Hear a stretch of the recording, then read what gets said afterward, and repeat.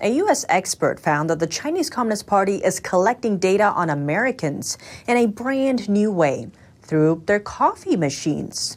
Let's take a look. A recent report suggests that the Chinese Communist Party is obtaining data via smart coffee machines made in China. Author Christopher Balding published his research through New Kite Data Labs.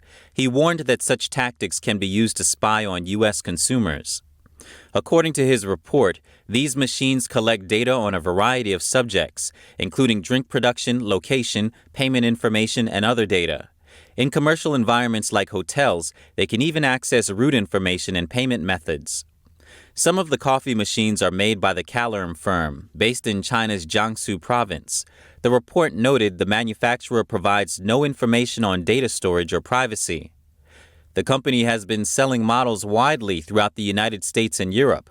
The report concluded, quote, "While we cannot say this company is collecting data on non-Chinese users, all evidence indicates their machines can and do collect data on users outside of mainland China and store the data in China." Balding added that he won't disclose how he obtained the information.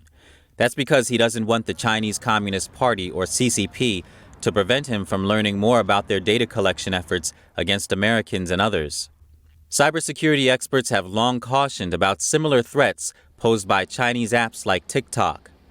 Black Ops Partners CEO Casey Fleming commented that the Communist Party of China is collecting vast amounts of data.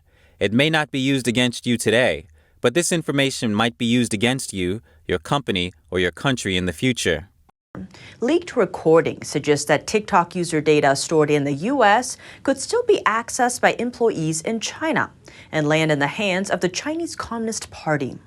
The popular video sharing app boasts nearly 140 million monthly active users in the U.S., and most of them are teenagers. Here's a closer look. Your personal data could have already been seen by the Chinese Communist Party. That is, if you use TikTok. TikTok is owned by Chinese company ByteDance, and leaked recordings from internal meetings, seen by BuzzFeed, reveal that China-based employees of ByteDance have repeatedly looked at American TikTok users' private data. Casey Fleming is the CEO of cybersecurity firm Black Ops Partners, and he has some advice for TikTok users. You must understand and you must assume that technology from China is tracking personal information that can be used against you and your values. It's unclear specifically what kind of private information was seen by Chinese employees, but according to the leaked recordings, everything can be seen and some employees have access to everything. The BuzzFeed report comes in contrast to TikTok previously denying allegations of sharing user data in China and says it would never do that even if it was asked to. It's to have plausible deniability, and it's all about gaslighting and creating their own narratives. TikTok was developed in China with Chinese developers. It's controlled by the Chinese Communist Party. The leaked recordings contain 14 statements from 9 different TikTok employees. It reveals that at the very least, engineers in China had access to U.S. data between September 2021 and January 2022. As of April this year, TikTok has nearly 138 million monthly active users in the U.S. 10-year-olds to 19-year-olds account for the majority of this figure. A Taiwan hospital announced last Friday that it would not renew its employment contracts with 2 doctors. That's because they conducted organ transplant surgeries in mainland China without reporting the procedures to the hospital. The Changhua Christian Hospital said in a statement, the Chinese Communist Party continues to harvest organs from living human beings. The targets include Tibetans, Uyghurs, Christians, and most commonly, Falun Gong practitioners. The statement added that the 2 doctors have conducted multiple organ transplant surgeries in China and have gone against the rules for transparent and traceable organ sources. The hospital is concerned that they violated medical ethics.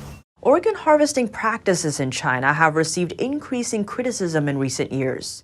The 2021 U.S. report on international religious freedom cited UN officials to highlight Chinese organ harvesting.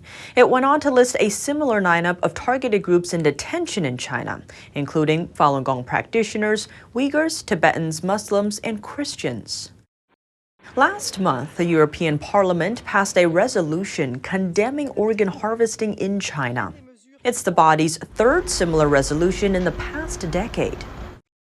The Chinese Communist Party has been working to gain key infrastructure contracts and make trade in roads in America's southern backyard, Latin America.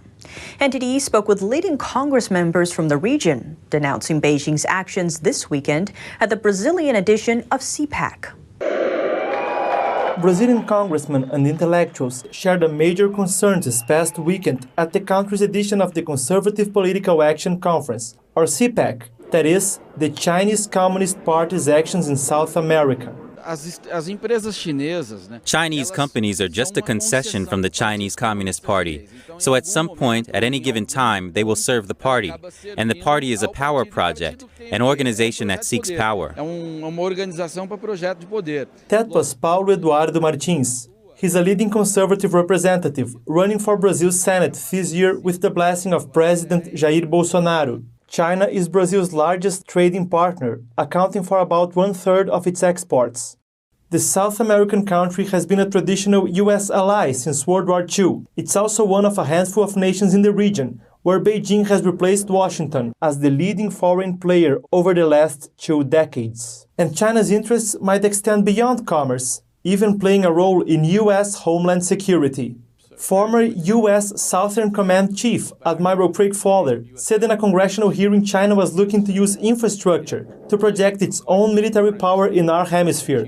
Here's what a Brazilian congressman had to say. We need to nurture in Brazil the idea of imposing restrictions to stop enterprises controlled by the Chinese Communist Party from getting strategic initiatives. See what's happening in Europe. We need to prepare for something very big and dangerous that might come over the world. Brazil might be at great risk with our logistics in the hands of the Chinese Communist Party. NTD also spoke with Rafael Fontana. He's the former PR director of Huawei in Brazil. The Chinese telecom giant is considered a national security threat by the U.S. Federal Communications Commission. Of course, the region is strategic from a military standpoint. With China's penetration in Latin America, the U.S. might, for the first time in its history, have a military threat next to its borders. What's more, NTD spoke with Senator Maria Fernanda Cabal from neighboring Colombia about the issue. If the United States doesn't give investment proposals to countries like Colombia, the Chinese will come with their money. The Chinese are the new colonizers of the world, of the third world. They did it to Africa already, and now practically the whole of Latin America is in China's grasp.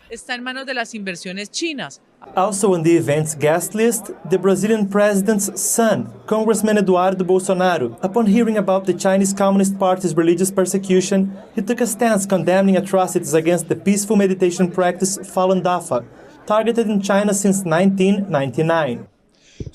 I'm Eduardo Bolsonaro, and I oppose the Chinese Communist Party's persecution of Falun Dafa. Javier Milei, a representative and presidential candidate from Argentina, added, Before I got elected, I said I wouldn't trade with assassin regimes. I'll never push for relations with China while China remains communist and doesn't respect its citizens' freedoms.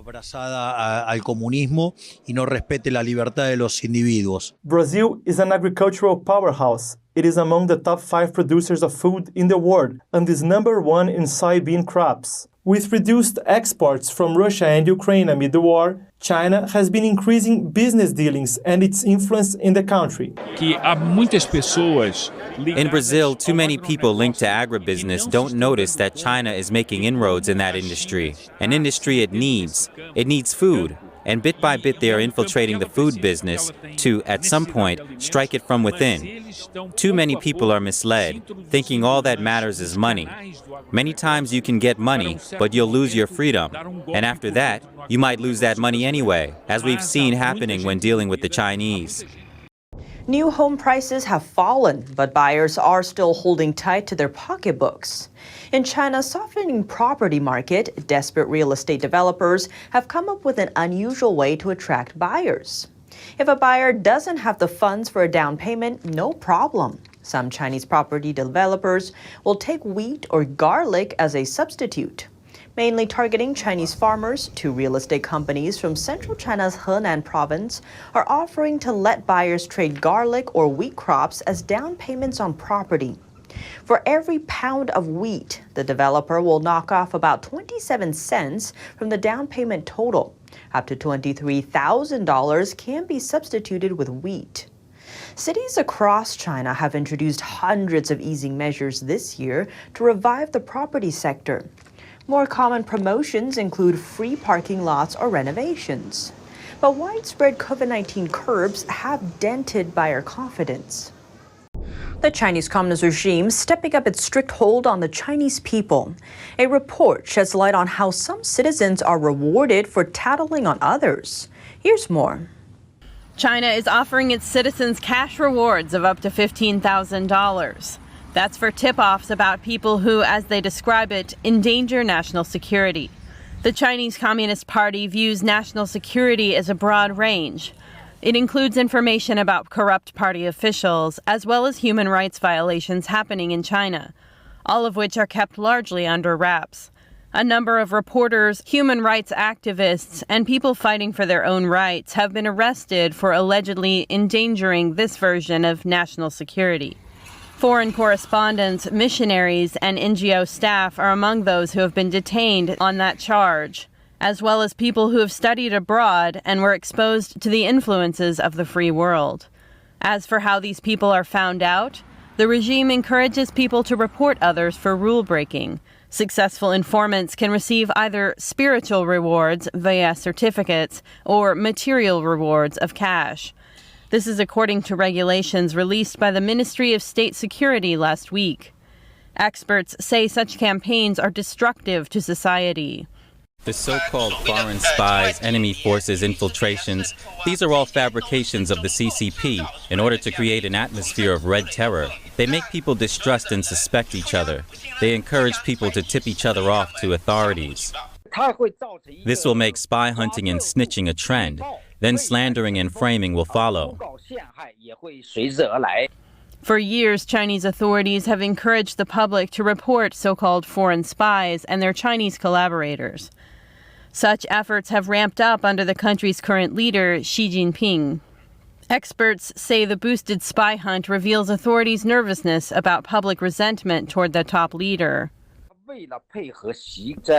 Their purpose is to help Xi Jinping stabilize his power at the 20th CCP National Congress and continue to hold his position. So they use this opportunity to nip all buds of instability. They target everyone who's not on their side and any political dissidents. This is not limited to regular citizens, but also senior party officials. Their purpose is to silence people with fear and suppress any potential resistance against Xi Jinping. Xi Jinping will seek a third term during an important Chinese Communist Party Congress this October. He first came to power 10 years ago. That's after being selected by the former Communist Party leader. He was not elected by the Chinese people.